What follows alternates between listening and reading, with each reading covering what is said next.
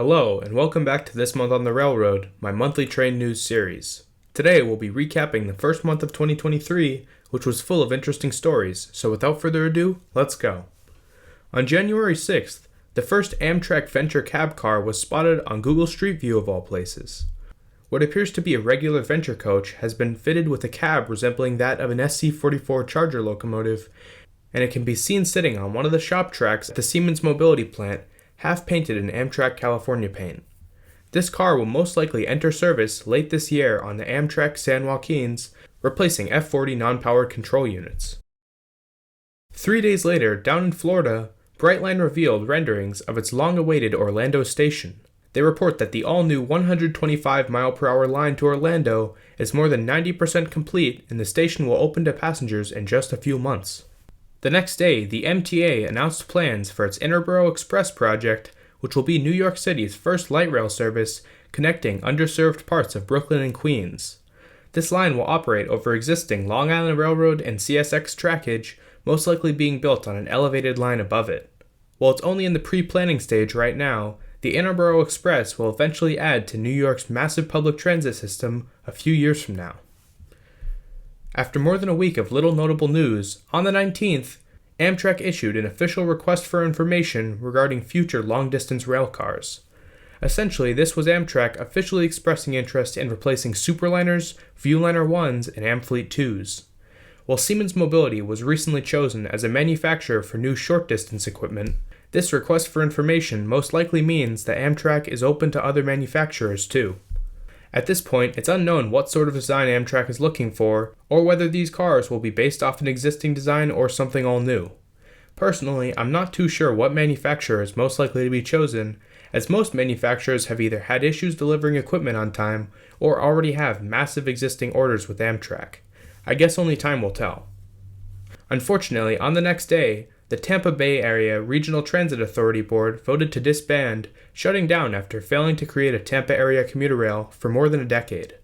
Honestly, for the size of the city of Tampa and the progress that other agencies have made in the state of Florida, this really shouldn't be happening in 2023, yet here we are. 4 days later, a bill was proposed in Massachusetts to electrify the entire MBTA commuter rail network by 2035, with 3 lines, the Newburyport-Rockport, Fairmount, and Providence-Stoughton being at least partially electrified by 2024. Luckily, these bills don't seem to focus at all on silly battery trains like previous ones have, and the new governor of Massachusetts seems to be in favor of electrification, so there's actually a good chance that this bill is passed. Once again, only time will tell. The next day, the Long Island Railroad's long-awaited East Side Access project was officially completed, with the first trains arriving at Grand Central Madison in the late morning. Over the next few months, more and more LIRR trains will be rerouted to Grand Central, not only allowing for easier connections to Metro North trains, but also helping to ease congestion at the infamously overcrowded Penn Station. On the Wednesday morning that the new Madison terminal opened, hundreds flocked to the brand new platforms, witnessing the first revenue Long Island Railroad trains on a line first proposed in the late 60s. On the 26th, Siemens Mobility posted an article showcasing their first high-speed rail train sets for the North American market. Unlike many rail equipment manufacturers here, Siemens seems pretty optimistic about the US, and in turn they'll most likely end up with the contracts to build trains for projects such as Brightline West and California High-Speed Rail. In fact, recent renderings used by both of these projects may suggest an order is already in the works.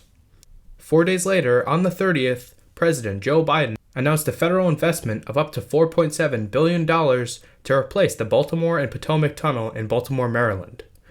Originally built in 1873, this ancient piece of infrastructure has slowed down train traffic on this section of the Northeast Corridor, bogging trains down to 30 miles per hour in some places.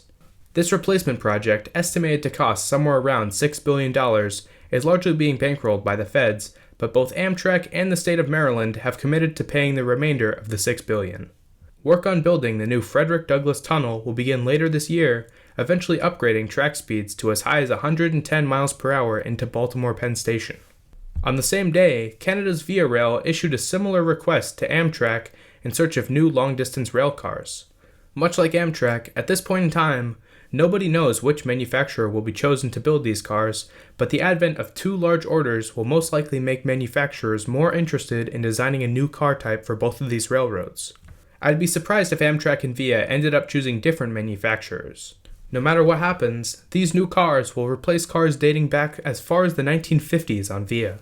On the 31st, the state of California announced a multi-billion-dollar infrastructure investment, with $367 million going to Caltrain, picking up the last bit of funding needed to complete the CalMod electrification project, over $400 million going to the LA Metro, $625 million to BART, and around $500 million to various other agencies across the state. Well, that's January.